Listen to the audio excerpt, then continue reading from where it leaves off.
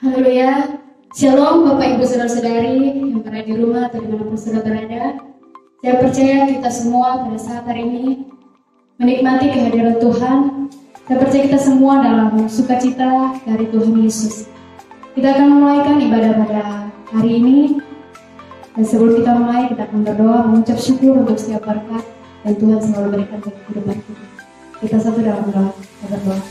Kami mengucap syukur kepada Tuhan, Bapa dan Raja kami, Allah yang luar biasa, Allah yang dahsyat, Allah yang selalu setia dalam kehidupan kami. Kami bersyukur Tuhan, di saat ini Tuhan, kami kembali datang kepadamu Tuhan, di saat ini bersyukur untuk setiap kebaikan-Mu.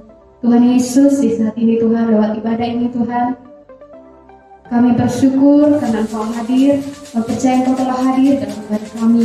Layakan kami Tuhan, kuduskan kami, biar setiap pujian, setiap penyembahan yang kami naikkan kepadamu berkenan bagimu Tuhan. Biar kuasa kegelapan yang mengganggu kami, kami tolong sepenuhnya di dalam nama Yesus, yang kami percaya Engkau hadir di tempat ini. Terima kasih Yesus, kami mengucap syukur siap memulai ibadah ini. Haleluya, amin.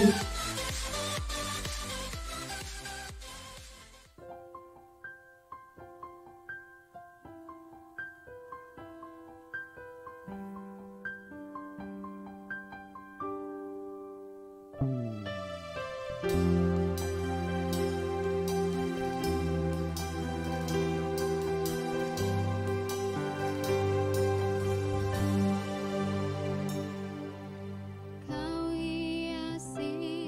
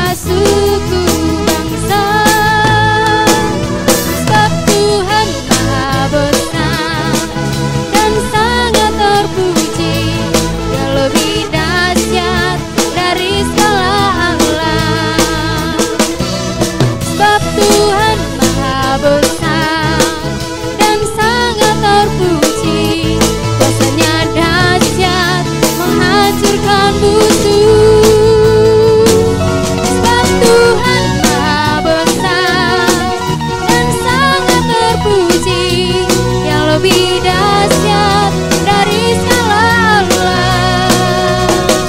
Sebab Tuhan Maha Besar dan sangat terpuji, kuasanya dahsyat menghancurkan musuh.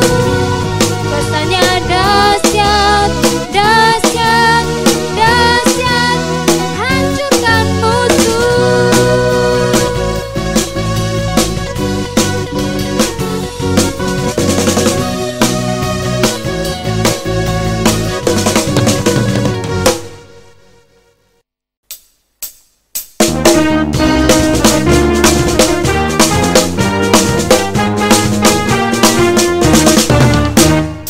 Ada pertemuan di udara, pertemuan yang manis. Ya rindu bertemu di sana, jauh di udara. Nyanyian yang terdengar yang belum pernah didengar adalah kehirangan. Dan anak Allah yang kita pertemuan di udara. Ada pertemuan di udara, pertemuan yang manis. Ya rindu bersemu di sana, jauh di udara. Nyanyian yang terdengar yang belum pernah didengar adalah kegirangan. Dan anak Allah yang kita pertemuan di udara.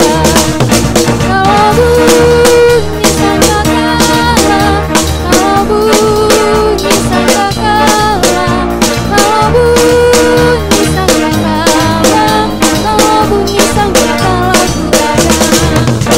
Kalau bunyi sangkakala, kalau bunyi sangkakala, kalau bunyi sangkakala, kalau bunyi sangkakala ku ada. Kalau bunyi sangkakala ku ada. Kalau bunyi sangkakala ku ada. Kalau bunyi sangkakala ku ada.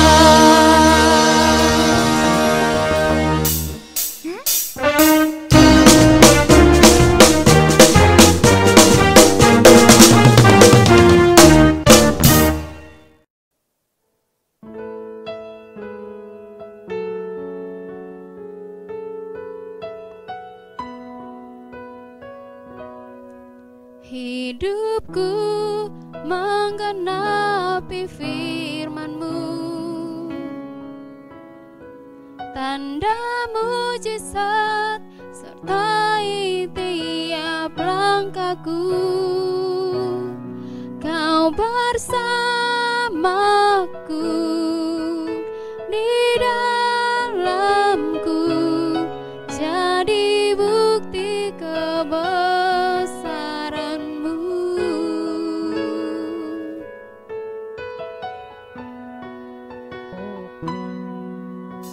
Tuhan, Kau sempurna dalam rencana-Mu dan karya-Mu. Ku serahkan hidupku, murnikan dengan Roh-Mu. Hidupku menggenapi firman-Mu, tanda mujizat sertai tiap langkahku.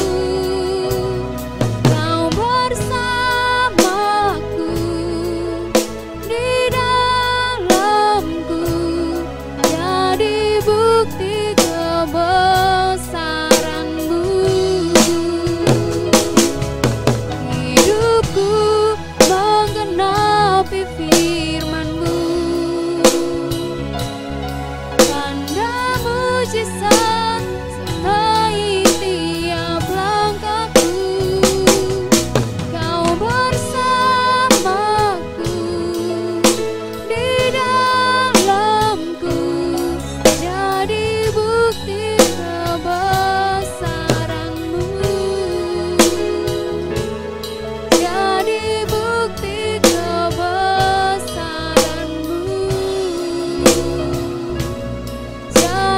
bukti kebesaran-Mu.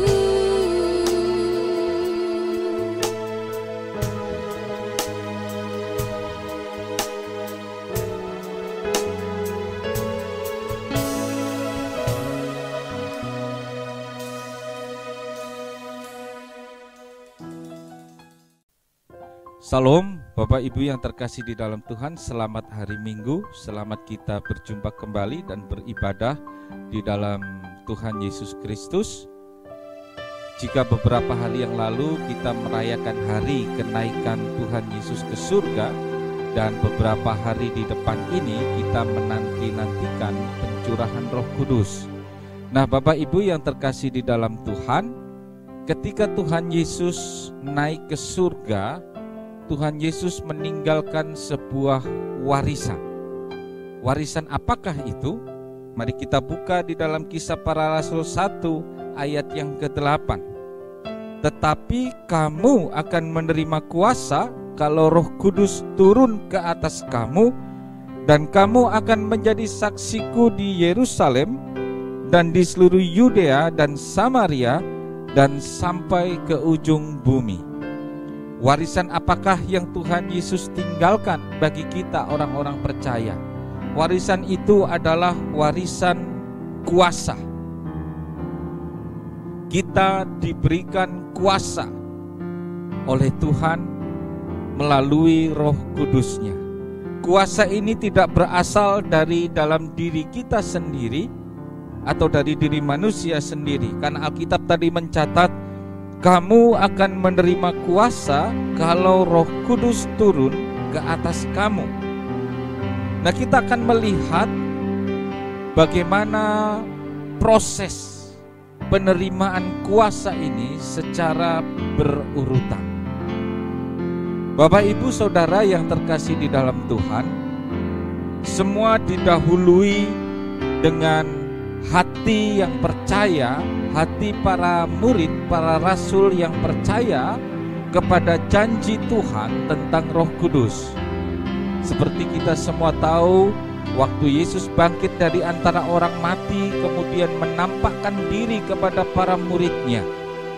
Bahkan di dalam 1 Korintus 15 ayat 6 Alkitab mencatat bahwa Yesus menampakkan dirinya secara langsung kepada lebih dari 500 orang sekaligus.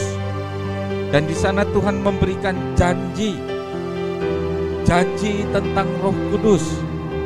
Tuhan Yesus berkata, jangan meninggalkan Yerusalem sampai para murid diperlengkapi oleh Roh Kudus.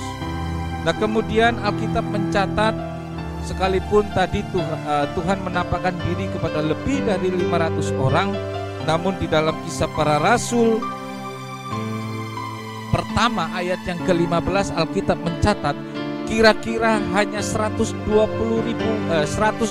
orang saja yang meresponi janji ini dan percaya, dan mereka berkumpul di Yerusalem, di loteng atas di kota Yerusalem.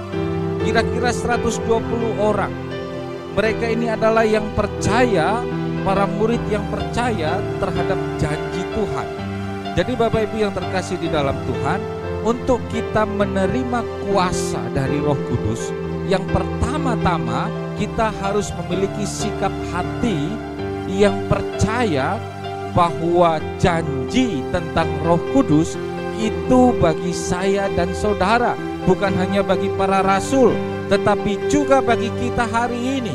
Jika engkau percaya bahwa janji tentang Roh Kudus itu bagi dirimu, maka itu adalah sebuah langkah awal yang baik untuk engkau menerima kuasa dari Roh Kudus.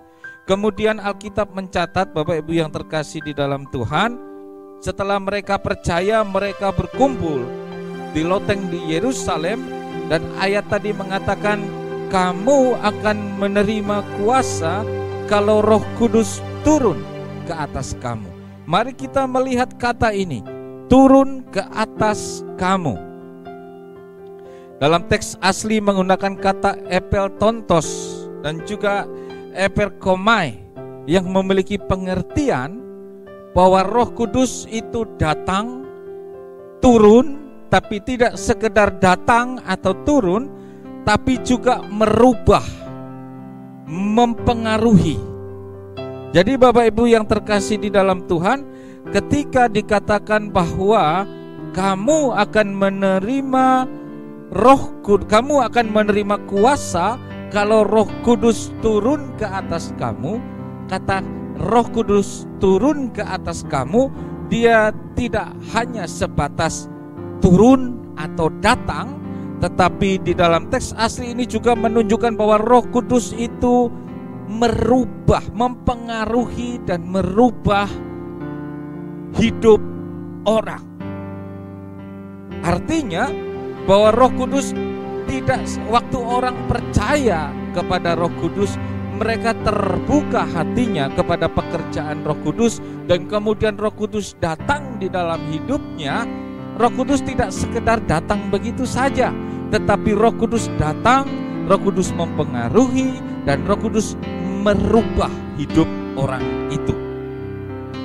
Alkitab mencatat peristiwa Roh Kudus datang, turun, mempengaruhi dan merubah hidup para rasul ini, dan kemudian Roh Kudus memberikan kuasa kepada para rasul.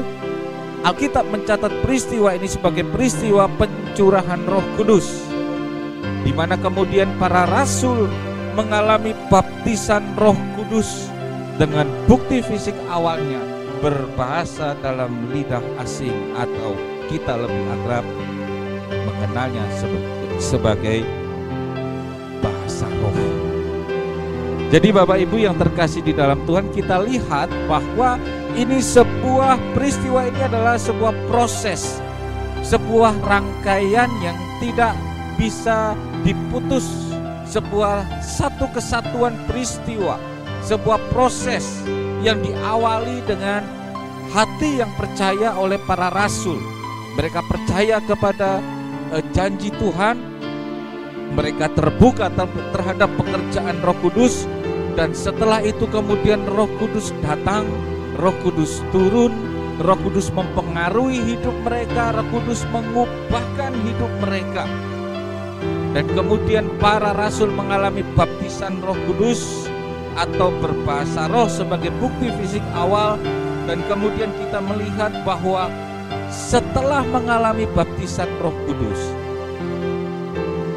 pelayanan para rasul disertai dengan kuasa. Dengan kata lain, para rasul mengalami pemberdayaan yang luar biasa dari Roh Kudus. Bapak Ibu, saudara-saudara yang terkasih di dalam Tuhan, kuasa itu bagi saya dan saudara. Waktu Yesus meninggalkan para muridnya, dia meninggalkan warisan bagi saya dan saudara, yaitu warisan kuasa. Namun demikian, kuasa itu tidak datang tiba-tiba begitu saja, namun melalui proses. Ada harga yang harus kita bayar. Nah, banyak orang Kristen hanya mengejar bahasa roh tanpa memperhatikan proses-proses tadi. Dimulai dengan percaya dulu kepada janji Tuhan, percaya pada pekerjaan Roh Kudus. Kemudian Roh Kudus datang dan mengubahkan hidupnya, merubah hidupnya, mempengaruhi hidupnya. Kemudian Roh Kudus, orang percaya mengalami baptisan Roh Kudus, baru kemudian dengan bukti fisik awal berbahasa roh, dan kemudian baru hidupnya diberdayakan oleh Roh Kudus. Banyak orang hanya mengejar bahasa roh saja tanpa mau mengalami proses-proses yang terjadi sebelumnya. Banyak orang mengejar bahasa roh tetapi tidak mengizinkan Roh Kudus datang dalam hidupnya, mempengaruhi hidupnya, merubah hidupnya. Akibatnya Bapak Ibu yang terkasih di dalam Tuhan, banyak fenomena di mana orang Kristen di dalam gereja berbahasa roh dengan luar biasa, tetapi sayang hidupnya tidak menunjukkan perubahan. Tetapi sayang hidupnya tidak menunjukkan hidup kekristenan, hidup yang dipimpin oleh Roh Tuhan. Semua ini terjadi karena banyak orang Kristen hanya mengejar bahasa roh, tetapi tidak mau melewati proses, tidak mau mengizinkan Roh Kudus datang, tidak mau terbuka terhadap pekerjaan Roh Kudus, dan mengizinkan Roh Kudus datang mempengaruhi, merubah hidupnya. Bapak Ibu yang terkasih di dalam Tuhan, orang yang berbahasa roh sejatinya adalah orang yang dibawa pengaruh Roh Kudus. Orang yang berbahasa roh memiliki kesadaran penuh karena Roh Kudus tidak pernah mengambil kesadaran seseorang. Dia memiliki kesadaran penuh, namun apa yang keluar dari bibir lidahnya, apa yang diucapkannya sepenuhnya dibawa pengaruh dari Roh Kudus sendiri. Itu artinya bahwa bahasa roh tidak berasal dari pikiran manusia. Bahasa roh tidak berasal dari kehendak manusia. Bahasa roh ada di bawah pengaruh Roh Kudus sendiri, sekalipun kita dalam keadaan sadar penuh. Karena itu Bapak Ibu yang terkasih di dalam Tuhan, jika orang bernubuat, dipenuhi oleh Roh Kudus dan bernubuat, maka itu pasti akan terjadi, pasti tidak salah dan pasti akan terjadi. Kenapa? Karena dibawa pengaruh Roh Kudus sendiri. Namun jika seseorang itu bernubuat, berbahasa roh berdasarkan pikiran dan kehendaknya sendiri, maka pasti salah dan pasti tidak akan digenapi. Jadi Bapak Ibu yang terkasih di dalam Tuhan, Tuhan meninggalkan warisan kepada kita berupa kuasa. Tapi kita menerima kuasa kalau Roh Kudus turun atas hidup kita. Roh Kudus akan turun atas hidup kita kalau kita percaya kepada janji Tuhan tentang Roh Kudus. Kalau kita percaya kepada pekerjaan-pekerjaan Roh Kudus. Buka hatimu, terbuka terhadap pekerjaan Roh Kudus, percaya kepada janji Tuhan, dan izinkan Roh Kudus datang mengubah dan mempengaruhi hidupmu. Izinkan Roh Kudus datang membaptis engkau. Izinkan Tuhan Yesus datang, izinkan Tuhan Yesus membaptis dia dengan Roh Kudus. Izinkan dia. Bapak Ibu yang terkasih di dalam Tuhan, setelah engkau dibaptis dengan Roh Kudus, engkau akan menerima kuasa, pemberdayaan dari kuasa Roh Kudus. Banyak orang Kristen juga hanya mengejar kuasa tetapi tidak mau diproses, hidupnya tidak mau diubahkan, tidak mau hidup sesuai dengan firman, tetapi hanya mengejar kuasa. Bapak Ibu yang terkasih di dalam Tuhan, inilah warisan yang Tuhan Yesus tinggalkan bagi saya dan saudara. Kuasa. Di dalam setiap orang percaya Tuhan memberikan kuasa.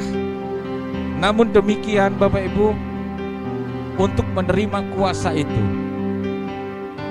kita harus percaya kepada janji Tuhan tentang Roh Kudus. Kita harus terbuka terhadap pekerjaan Roh Kudus, dan kita harus terbuka.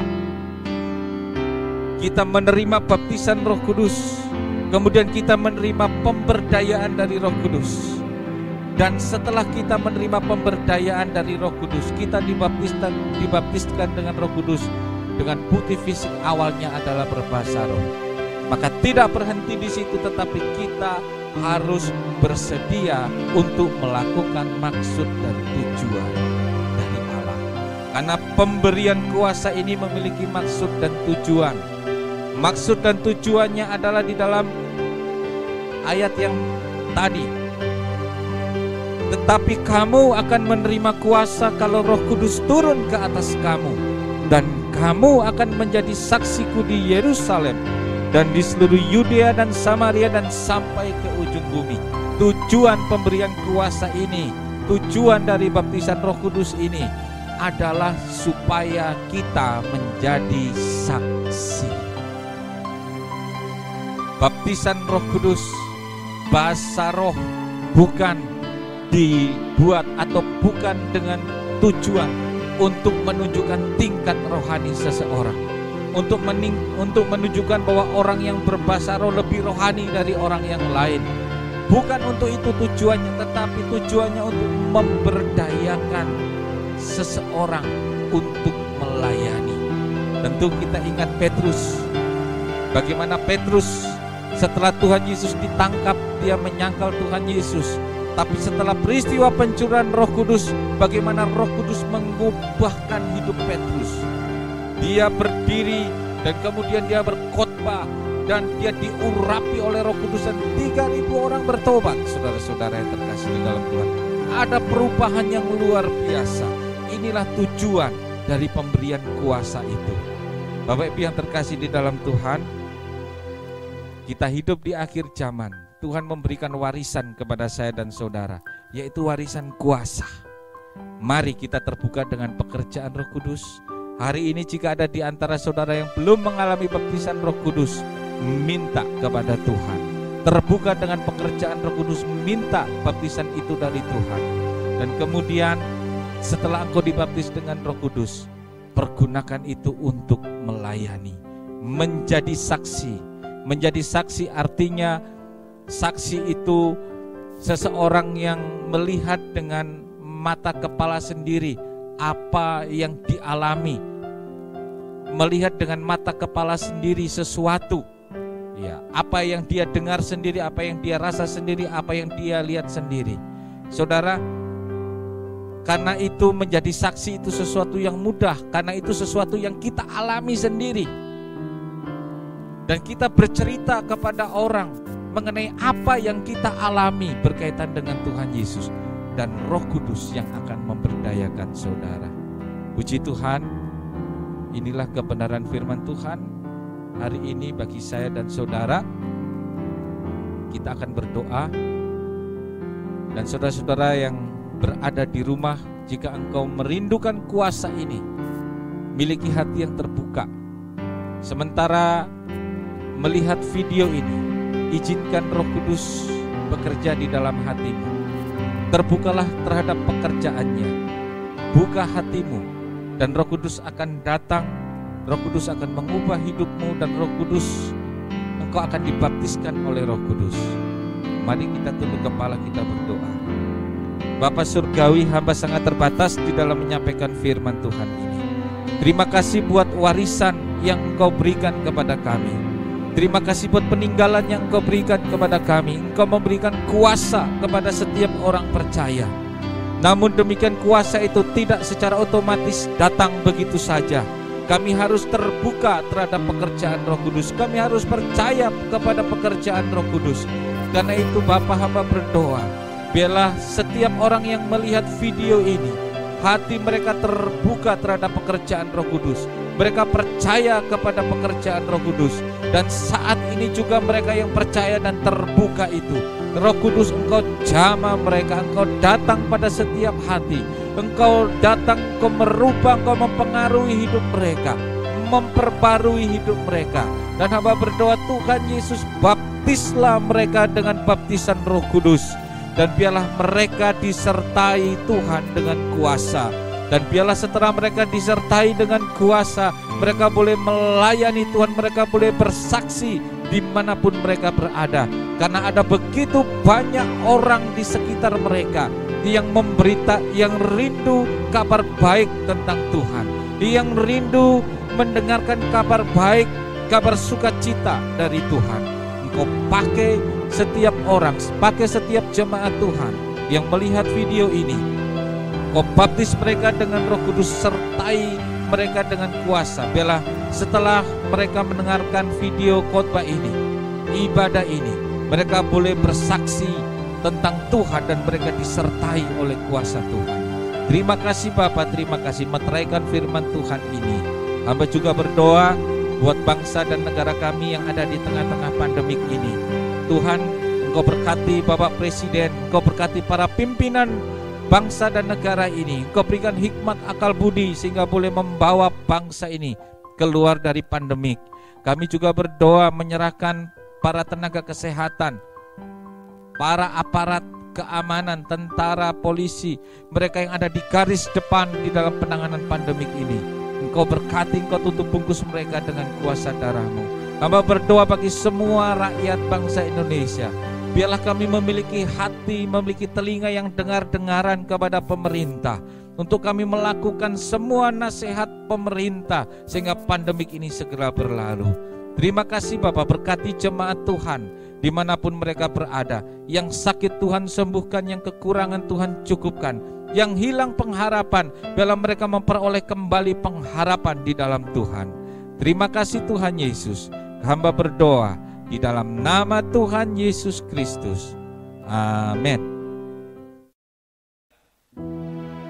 Haleluya. Terima kasih Yesus. Kau Allah yang layak